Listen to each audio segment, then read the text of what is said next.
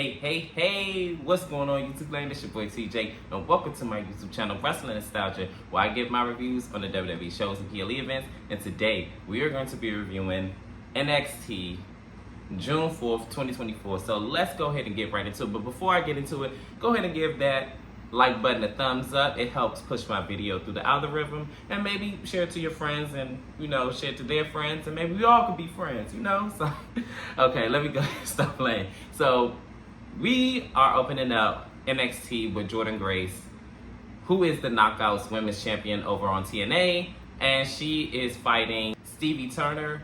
This match started off with a little chain wrestling, collar elbow tie-ups and trying to jock for a position. And Stevie Turner got tired of that and slaps her. And then from there, the match ensues.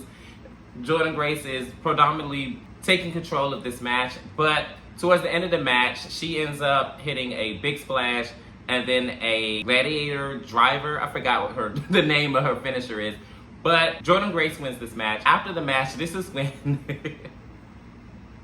Roxanne Perez, the NXT Women's Champion, comes in the ring with her. And she's trying to intimidate her and pushes her.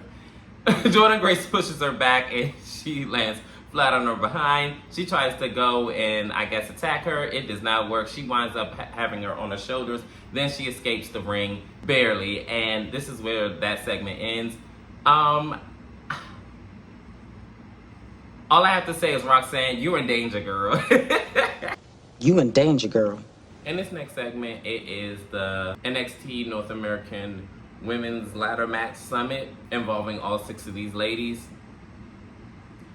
You already know how these summits go, where everybody's in the ring at the same time. I'm gonna just go ahead and cut it short. All these women kind of hurl insults at each other. I remember at one point, Mia Yim was talking about how she knows what it takes to be in a ladder match, and she had her face shattered or whatever involving a match, and I loved it. So then I remember Jada Parker said, "Look here, honey, this ain't the same NXT you left years ago, and we sure ain't the black and gold brand anymore, but I will leave you black and blue." I said, ooh, yo, that's the one thing that stood out the most to me. Jada Parker, I'm telling you, that woman is the next. And I remember at another point in the summit that they had, Jada Parker got into it with Lash Legend. She said, "Oh, really?" She said, "I didn't think you could think about anything other than Big Trick." And I said, ooh. If Jada Parker don't win this North American Women's Championship, I'm gonna flip my shit. I'm not even playing is there any other option? So after she says that, everybody is up in arms, and she was all like, "Oh, so what you trying to do? What you trying to do?" So then everybody just fighting everybody, and then the good guys all throw out the bad guys out of the ring. So then this is when Mr. Stone comes out and says that, "Hey, if y'all don't want to wait until Sunday, y'all can all fight tonight." And I'm all like, "Oh, okay. I'm down for that." In this next matchup, it is Jasmine Nix versus Thea Hill. This match was pretty seesawish, meaning back and forth-ish. Neither one, I want to say, really got a really big advantage up until probably towards the end. So, mind you, before the match, Chase U said, well, one half of them said that they weren't going to come out. They come out, which is Duke and Riley. As Thea Hill was getting motivated and was on the verge of winning, she sees them and gets distracted. So this is when the match goes into Jasmine's favor. She winds up beating up on Thea Hill, but towards the end of the match, Thea Hill tries to put on the Kimura lock. Jasmine ends up grabbing the referee up. The referee counts down and Thea Hill lets go of the hold. Jasmine Nix ends up hitting her little Pele kick thing that she does as a finisher on 1, 2, 3. She wins this match. The breakdown of Chase U. I don't know what's going on here within Chase U, but it's not really looking too good for them. With Rich Holland involved as well, kind of causing the rift, I really feel like at some point it's looking real like they're gonna break up very soon in the near future. So I guess this match isn't gonna happen. It was supposed to be Josh Briggs versus Spears. And Spears takes out Josh before the match. And Jovan said, "Do that to me. Do that to me." And Sean was all like, "Yeah, mind your business, kid. Mind your business." And I'm all like, what? Yo, so then they get the fight and they are wrecking behind the screen. Then they get the wrecking in the arena. And then they are wrecking all the way up until they get in the ring.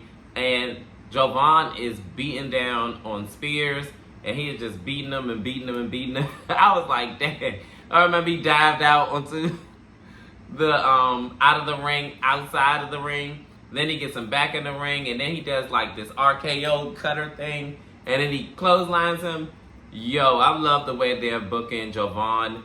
It is chef's kiss for real. I love the fact that they are making him look like a star that he is, and I hope they keep this up for him, like for real. But kudos to you, Jovan. In this next match, it is for the Heritage Cup. It is one of the members of No Quitters Catch Crew versus Tony D'Angelo. I'm going to just go ahead and keep it short. Tony D'Angelo won. I don't really get the concept of the whole Heritage Cup match thing. I guess whoever wins the most falls, they win the match. So in this next matchup, it is Natalya versus Izzy Dame. They had a pretty standard back and forth match. They both hit each other with some big moves and things of that nature. But towards the end of the match, Natalya ended up rolling up Izzy Dame and she won this match. Did Natalya really need this win? In this next segment, it is the Gallows, and they come out wreaking havoc. They beat down on somebody before their match, and they took up their time. So basically, to make a long story short, they said that they're going to make sure that they take home all the championships that they can. That is their goal. That's why they came back. So this is when Obafemi came out and he says, look, y'all not going to run through me and I don't care what's going on, but I'm still going to come out on top with my championship. So this is when Wesley comes out and he says that I got 3 angry Scotsmen and then I got a giant. It is what it is, and I'm going to do what I have to do to take my championship back. So then they didn't even allow him to say whatever piece that he had left. Back in the ring, Oba gets jumped on by the Gallows. Wesley tries to help him out, but it doesn't work out. They lay out Wesley and Oba, and that ends that segment. Man, I cannot wait until NXT Battleground. I'm ready to see all these matches and see who's going to win. So, hey, are you going to be there or are you going to be squared? In this next segment, it is Lexis King, and he's talking about how he laid out Dante Chen in this matchup last week, and they had to scrape him off the ground. And he said that's how it's going to be if anybody steps in the ring with him, and this, and the third. So Dante Chen comes out, and he's up on Lexis King, and the officials are trying to break them up. They're both going back and forth and having, you know, the pull apart, the big pull apart. And we're going to see if this formulates into a match at NXT Battleground or not. In this next match, it is the 6-woman tag match. And this match was all over the place. And I'm going to just go ahead and keep it short and sweet. It broke down with everybody just at odds because it was a mixture of good guys and bad guys in their respective teams. So nobody knew who to trust. Jada Parker and Michin was fighting in the corner, and they were like going at it on who was gonna get the tag with their partner, which was Saruka, I believe. And Lash Legend and Kalani were going at it, and she boots her. So right when Kalani gets the boot, Saruka hits her Soul Snatcher, and 1, 2, 3, she picks up the big win. And in our main event segment, it is Ethan Page in the ring for a contract signing.